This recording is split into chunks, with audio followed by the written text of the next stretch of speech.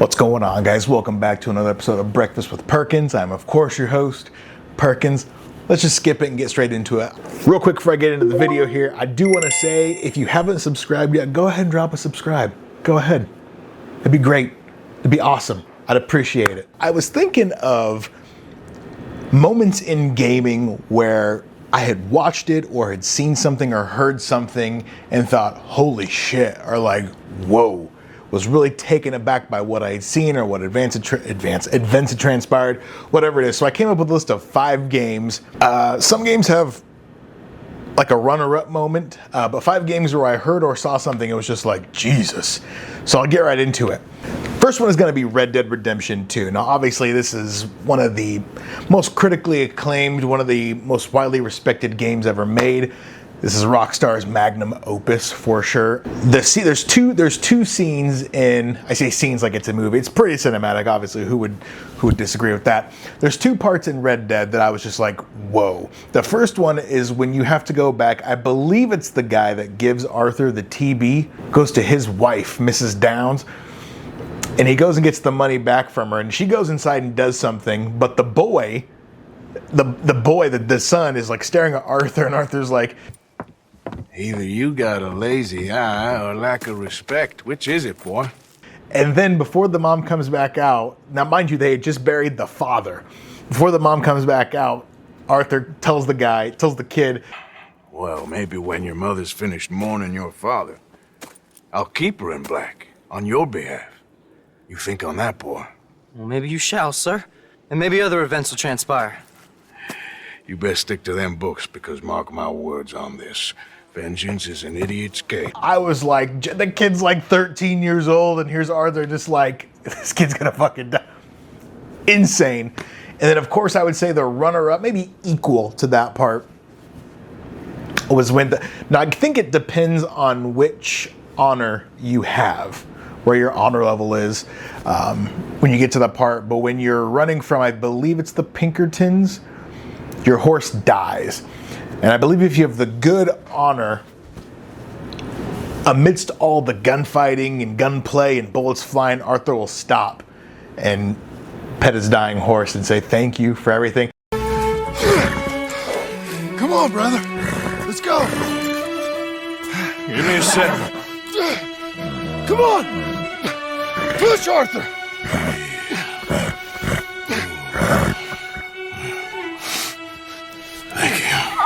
Arthur! That was the first time I had cried during a video game, was that moment there. I played through the first time, got negative honor, so that didn't even happen. But I played with good honor the second time through and saw that, and I was like, it was a good horse. Number 2, this one's kind of like a throwaway, not really a throwaway, but it's kind of a moment I don't really ever hear people talk about. From one of the best Assassin's Creeds, I would say, if we treat the Ezio trilogy as one, I know it's different games, but if we treat it as one, I would say Assassin's Creed Black Flag. I would say Black Flag has definitely held its own as one of the best Assassin's Creed entries. I forget the part in the game. It's kind of, I think, middle to early part in the game. You're with Blackbeard. And Blackbeard, as you know, if you've played Assassin's Creed, is very defiant, real badass, awesome. He gets killed, but in the fashion in which he gets killed, it was like, holy shit. Here!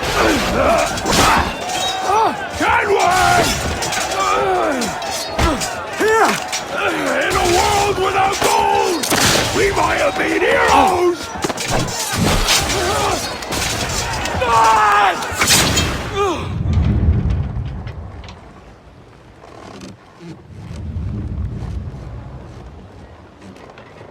There's also a scene. I keep saying, I'm gonna say scene because these movies are, they're fucking games. These games are so cinematic to me that they feel like movie. There's this one part though in the game, and I had heard it, and I use it every now and again. He tells someone, another pirate or something, he goes, I'll rip you or I'll cut you another cunt. And the way he said that too, that I was like, Jesus Christ. So that was a good part. Assassin's Creed Black Flag, I love the entire series. As I've stated before, I feel like Ubisoft has kind of lost their way. Assassin's Creed at one point was just a license to print money. I mean, it didn't matter. You had Altair in the very beginning. You had the Ezio trilogy.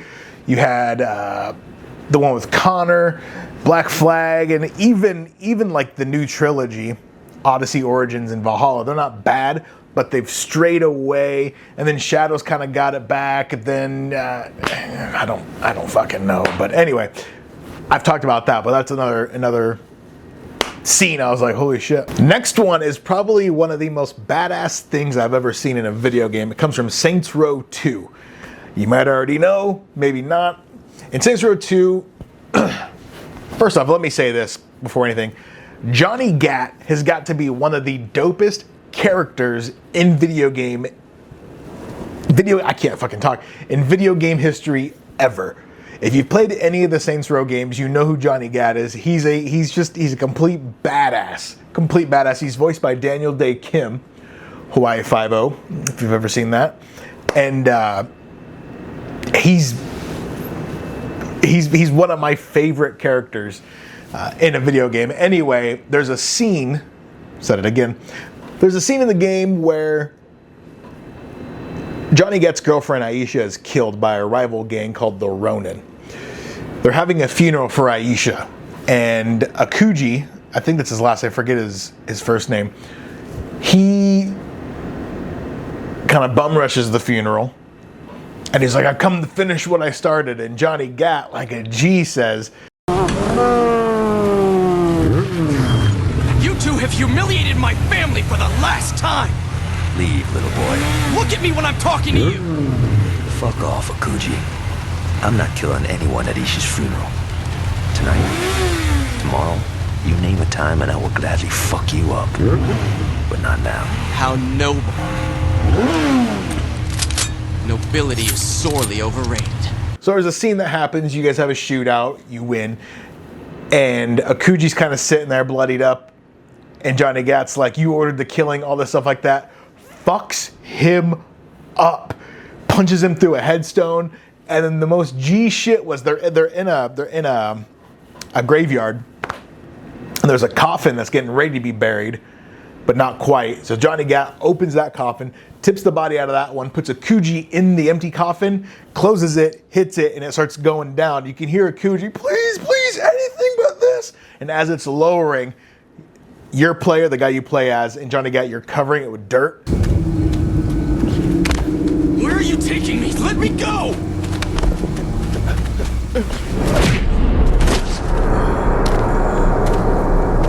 Get up.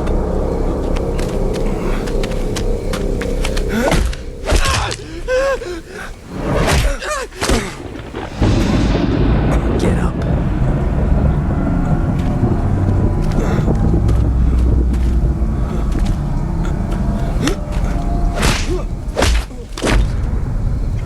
Get up. Please, stop. Not so fun when you're fighting someone who isn't tied to a chair, is it? I didn't kill her! You ordered it.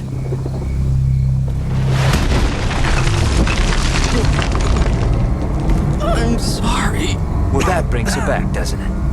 You couldn't even let her have a burial, you fucking piece of shit.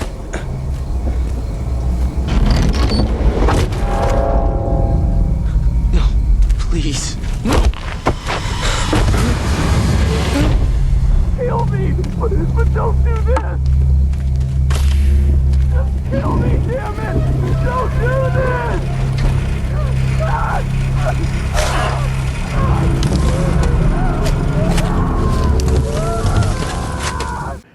I said, Jesus Christ, it's nuts. It is out of control. I feel like I need chapstick. Fourth one may not be a surprise. It might have been when you guys first played it. Now keep in mind, I have been an Xbox gamer forever, got a PC a couple of years ago.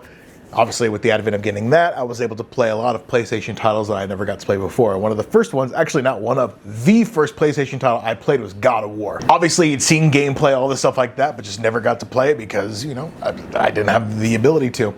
So I downloaded God of War and had an amazing time. I only got about maybe a third of the way through the game, and then my Steam library just kept getting crazier and crazier. But when you first see, what's his name, Jormungand? Jormungand? Is that how you pronounce it? The Norse, I forget what he's called, not the world leader, that's fucking, it's Alduin. He's a giant serpent. He's just a big serpent, and I don't know the context in which you see him the first time. I think you come up some stairs, or maybe there's a boat or something, and you see him and he's huge.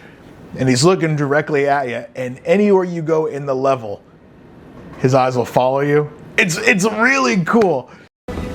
What is this?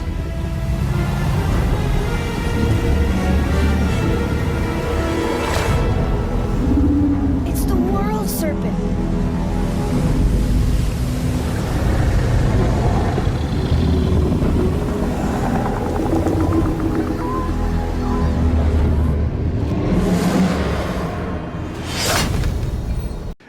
The Norse just had some really cool deities and beings and gods, and I absolutely loved that.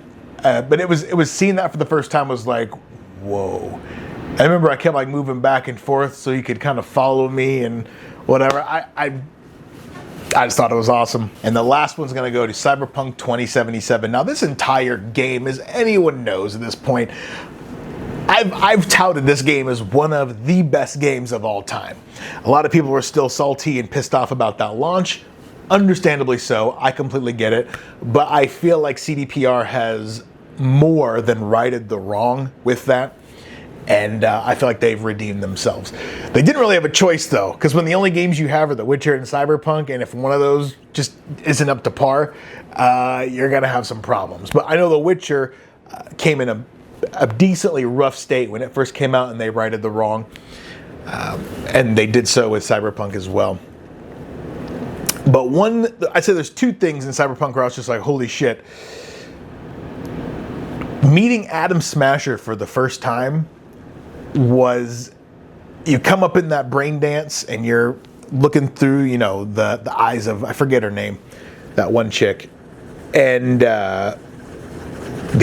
she's meeting the Arasaka guy or whatever it is. And Adam Smasher comes onto the elevator, and the first time you see this guy, he simply says, You look like a cut of fuckable meat, are you? and I remember seeing, I was like, geez, like, if I was a woman and this like 9-foot cyborg guy tells me he wants to rip me open like a cut of fuckable, yeah, that's it. I'm out. Like, we got nothing further to talk about. It's fine. Like, I was just like, holy shit. And other thing is I think it was the cinematic trailer for Cyberpunk. They released a bunch of trailers, but if you look on YouTube, it's the trailer, and I think it's got Rogue on the front of it. She's kind of off kilter to the side a little bit. After you play the game all the way through, however many times you want to play it, I think I'm on my 4th playthrough. After you play the game and watch that trailer, and everything in the trailer hits different after you've played the game already. God, it's such a good game. And then I think another thing that hit me where I was genuinely like kind of at a loss was when Jackie died. Now the weird thing about Jackie though is depending on which route you go through, you can go Nomad, Corpo, Street Kid. Nomad are the Wildlands people, I think. I can't remember. Are they Nomads? I haven't played on a Nomad playthrough yet, but I do know as a Street Kid, when you play through as a Street Kid, you kind of just happen across Jackie. Like, you guys aren't really friends. You guys end up crossing paths on a job and then whatever. But if you go through the Corpo route, you and Jackie have been friends all this time. You guys are buddies, chilling, awesome, great friends. You guys do this job together. He's calling and checking up on you. It really kind of solidifies, okay, you and this guy are really, really close. And I don't want to, you know what, fuck it. Cyberpunk's been out forever. If you haven't played it yet, that's on you, so fuck yeah. you think that Jackie's got to be with you like the entire game, given the closeness and how they build up his character and all that stuff like that, and how they're interacting. Only to find out that he gets killed on that first job. I mean, he's gone within probably the first hour of the game, which is really sad. I wish they would have done more with Jackie Wells, because he was awesome. He was a really good supporting character, and I wish they hadn't killed him off. It makes sense for the story. Kind of gives you a nice vengeful arc with that, just depending on how you play and what you're wanting to do and stuff like that. But I absolutely love Jackie. I thought his character was great. But that's everything for me. I just want to get on here, talk quickly about some games that, you know, I was just like, whoa. Some of them obvious, like Red Dead. Others, like Saints Row. I think people forgot about Saints Row. I think after that last flop they had, people just kind of wrote Saints Row off, which is sad, because the first Saints Row, amazing.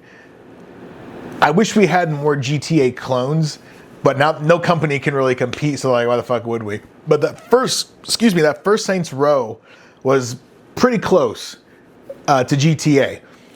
Had more of a cartoonish palette than GTA. It wasn't as grungy and real. So I think that came out during GTA 4. And so 4 had that gritty, you know, suburban, urban New York feel.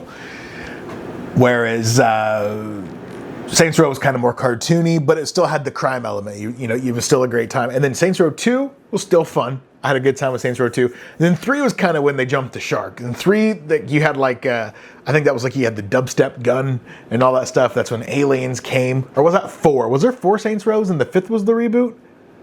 Whenever the aliens came and you had the dubstep guns and all that and the flying bikes and all that, that was when I was like, all right. I still had fun with it because Johnny Gat was in them, and it was still fun. Sean D and all that stuff. I'm going on a tangent here. I'm going to land the plane there. I will talk to you guys later.